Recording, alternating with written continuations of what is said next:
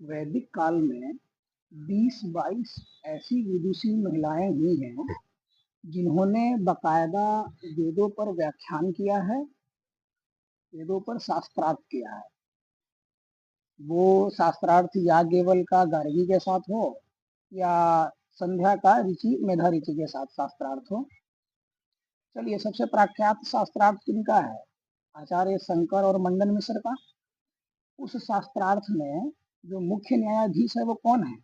वो आचार्य मंडन मिश्र की पत्नी है उभय भारती। अब बताइए, हमारी धर्म संस्कृति को छोड़ करके भारत को छोड़ करके और कोई भी ऐसी दुनिया की धर्म संस्कृति बताइए जहाँ पहले तो धर्म पर डिस्कशन का स्कोप हो और उस डिस्कशन के स्कोप में पार्टिसिपेट करने का ही नहीं, मुख्य ज्यूरी चीफ जस्टिस बनने का अधिकार प्राप्त हो, तो वो सिर्फ हमारे यहाँ ही था और दुनिया में कहीं नहीं था। अभी करता करे न कर सके, गुरु करे सब होए, 7 द्वीप 9 खंड में गुरु से बड़ा न कोई। नमस्कार, मैं हूं नैतिक झा और आप देख रहे हैं मुझे मेरे फेसबुक पेज और यूट्यूब चैनल पे। अभी फ्रेम में मेरे साथ जो आप लोगों को दिख रही हैं वो मेरी माँ है, और क्योंकि 3-4 वीडियो चला गया और इंटरनेट पर मेरी दिली इच्छा थी कि मैं माँ के साथ एक वीडियो बनाऊं। थोड़ा मैं इमोशनल हो रहा हूँ। तो माँ से बात करने के पीछे, वीडियो बनाने के पीछे क्या मुख्य उद्देश्य है, पहले उन बिंदुओं पर चर्चा कर लेते हैं, उसके बाद हम लोग बात करेंगे उनमें से। सबसे पहला तो ये है कि मेरी माँ बहुत टैलेंटेड है। ये लोकगीत जो कहते हैं ना, जिसमें अब जाकर के युवाओं की रुचि बढ़ी है, मैंने बहुत कुछ सिखा दिया मम्मी से, तो लोकगीत में ये एक्सपर्ट है। ये भी ऑन द कैमरा मैं आप लोगों को प्रूफ करूंगा। दूसरा, इनकी उम्र भी अब करीब 50 साल के आसपास मम्मी होने को है या हो चुकी होगी। 1972 का डेट ऑफ बर्थ है इसका। तो इनके पास भी बहुत अच्छा खासा अनुभव है। जो महिलाएं मुझे देख रही हैं, तो एक तो पहले मैंने मम्मी से मैं पूछूंगा अपनी माँ से कि किस प्रकार का जीवन रहा है, एक संघर्षपूर्ण जीवन रहा है इनका। और मेरे पिताजी का स्वर्गवास भी 2011 में हुआ था, तो लगभग 13-14 साल होने को है। वो संघर्ष का दौर कैसा रहा, 2 बिंदु। और नारी सशक्तिकरण से भी मेरी मम्मी जुड़ी हुई हैं कुछ जीविका के समूह से, तो वो किस प्रकार महिलाओं की सहायता करता है और कैसा चल रहा है सब लाइफ में इनके, थोड़ा इनसे पूछते हैं आप लोगों के साथ। मम्मी, बहुत बहुत स्वागत है आपका मेरे केस पर। धन्यवाद। तो मम्मी, पहले आप अपना परिचय दे दीजिए लोगों को। आपका नाम क्या है, आपका जन्म कब हुआ, आपने क्या क्या किया लाइफ में, सब बताइए आराम से, शांति से। मेरा नाम सरिता झा है ठीक है। और मेरा जन्म 1972 में हुआ था। 1972 में हुआ था, ओके। जमशेदपुर जमशेदपुर कहाँ? शहर में, टाटा नगर। ओके। मतलब नाना जी का हाँ, सर्विस में था? सेंट्रल गवर्नमेंट में थे। अच्छा, तो आपका जन्म वहीं हुआ और हम्म, आपकी प्रारंभिक शिक्षा और आपका सब और कुछ? मैं जब 16 साल की हुई तब मैं गांव में आई। ओके।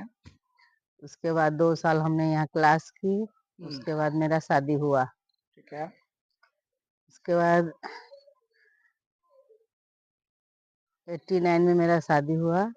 1989 में? हाँ। हाँ, 1989 में। हम्म। और 19 में मैं नासिक चली गई। नासिक, महाराष्ट्र? हम्म। मैं महाराष्ट्र चली गई, वहाँ रही। हम्म। उसके बाद उसके बाद फिर आप कब वापस गांव आए वहां से? फिर वहाँ से मैं गांव आ गई 6 महीने के बाद ही। अच्छा। उसके बाद ठीक है। 3 साल यहाँ रहे। उसके बाद 95 में ये नैतिक झा उर्फ मन्नू हम्म। ये हुआ। और हम लोग 3 सितंबर, डेट भी याद है आपको? हाँ 3 सितंबर 2006? 2003। अच्छा, 2003 बाढ़ का महीना वाला? हाँ, 3 में हम लोग यहाँ आ गए मानिक चौक।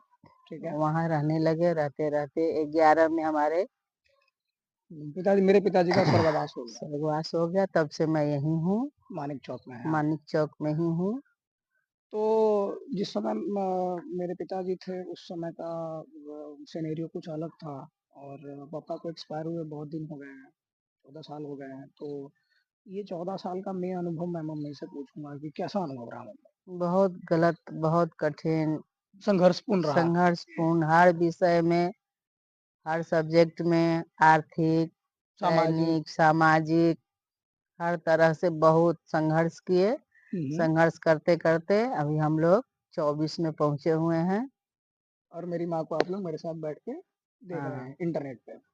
तो मम्मी कुछ भगवती का प्रिय कोई गीत हो जाए बढ़िया मज़ा आ जाए। हुँ। पहले हम एक पूरे हिंद देश पर एक गाना गाते हैं। ओके, पहले देश की बात हो रही है। ये इसमें सब समाज के लोग हैं। ठीक है। हाँ, हाँ, देश की बात हो हर रही है। जात के फूल भी हैं, हर नदियाँ भी हैं। अरे वाह! हाँ, कुछ इंटरेस्टिंग आ रहा है। हिंद देश के निवासी सभी जन एक हैं, रंग रूप भेष भाषा चाहे अनेक हैं। रंग रूप भेष भाषा चाहे अनेक हैं। गेंदा गुलाब जो है चंपा चमेली, गेंदा गुलाब जो है चंपा चमेली, प्यारे प्यारे फूल गूथे माला मगर एक है, प्यारे प्यारे फूल गूथे माला मगर एक है। हिंद देश के निवासी सभी जन एक हैं, रंग रूप भेष भाषा चाहे अनेक हैं। कोयल की कूक प्यारी पपीहे की टेर, कोयल की कूक प्यारी पपीहे की टेर, गा रही तराना बुलबुल राग मगर एक है, गा रही तराना बुलबुल राग मगर एक है। गंगा जमुना सरस्वती कृष्णा कावेरी, वाह! गंगा जमुना सरस्वती कृष्णा कावेरी, जाके मिल गई सागर से वाह! हुई सब एक है, शब्दों को पकड़िएगा। जाके मिल गई सागर से हुई सब एक है। हिंद देश के निवासी सभी जन एक हैं, रंग रूप भेष भाषा चाहे अनेक है। चलिए तो ये धन्यवाद। तो पूरे हिंद देश की बात हो गई। सबसे सरस्वती सब नदियाँ आ गई, पेड़ पंछी भी आ गए क्योंकि हम प्रकृति की पूजा भी करते हैं। और अब आते हैं हमारे इष्ट की तरफ। मैं जहाँ पे वीडियोज़ हमेशा डालता हूँ जगत जननी माँ जगदम्बा, कुछ एक छोटा सा मम्मी में जगत जननी जगदम्बा की हो जाए। वही जो आप गुनगुना रही थी। असमंजस में मैया हम ठाड़ भेल छी, असमंजस में मैया हम ठाड़ भेल छी, पट खोलू न किया नाराज छी, पट खोलू न किया नाराज भेल छी। हम त गंगा निकट सौ जल भरी लाग, हम त गंगा निकट सौ जल भरी लाग, हम पिड़िया निपाबल ठाढ़ भेल छी, हम पिड़िया निपाबल ठाढ़ भेल छी, पट खोलू न किया नाराज भेल छी, पट खोलू ना। हम मलिया आंगन सो फूल मंगाए, हम मलिया आंगन सो फूल मंगाए। आके सिर चढ़ावल ठाड़ भेल छी, पट खोलू ने किया नाराज भेल छी, पट खोलू ना। हम हलुवैया दुकान सो मधुर मंगाए, हम हलुवैया दुकान सो मधुर मंगाए। हम भोग लगावल ठाड़ भेल छी, हम भोग लगावल ठाड़ भेल छी, पट खोलू ने किया नाराज भेल छी, पट खोलू ना। धन्यवाद। देखिए तो ये बाबा दाई के जाओ। हम लोग का लोकगीत था, और इसको अगर मैं हिंदी में ट्रांसलेट करके बता पाऊँ अपने नज़रिए से, हालांकि मैंने भी पहली बार ही सुना है। तो यहाँ भगवती जो है उनको हम लोग उनकी हम पूजा अर्चना कर रहे हैं। तो सबसे पहले गंगा जी से उनको नहाया गया है, फिर उनके लिए फूल माला चढ़ाई गई है। फिर जो मालिन शब्द मतलब मालिन का अर्थ होता है जो फूल हम लोगों के लिए प्रोवाइड करते हैं फॉर पूजा।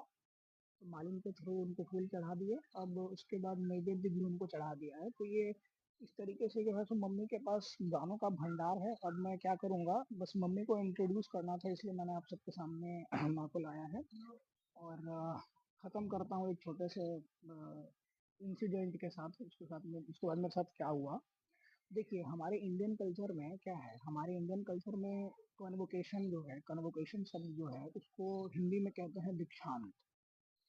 उसका अर्थ होता है दीक्षांत। लेकिन कहा क्या जाता है कि इंसान अ, अपना एजुकेशन पूरा करके आ रहा है, अपनी शिक्षा पूरी करके आ रहा है। ऐसा नहीं है। अगर ऐसा है तो फिर उसको शिक्षांत समारोह कहना चाहिए, दीक्षांत समारोह क्यों कहते हैं। देखिए हमारे भारतीय परंपरा में शिक्षा का कोई महत्व नहीं है लिमिटेशन के रूप में। आप कभी भी सीख सकते हैं, सीखने की कोई उम्र नहीं है।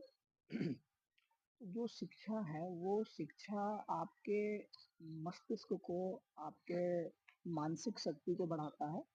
लेकिन दीक्षा जो है तो आपकी चेतना को बढ़ाता है।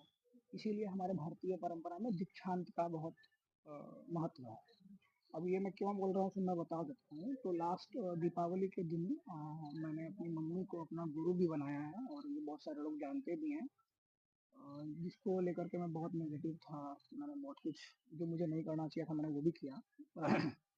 तो ये मेरी गुरु भी हैं, और दीक्षा वाली गुरु हैं। तो मम्मी बहुत बहुत धन्यवाद आपका, आपने अपना महत्वपूर्ण समय हमें दिया। Thank you so much.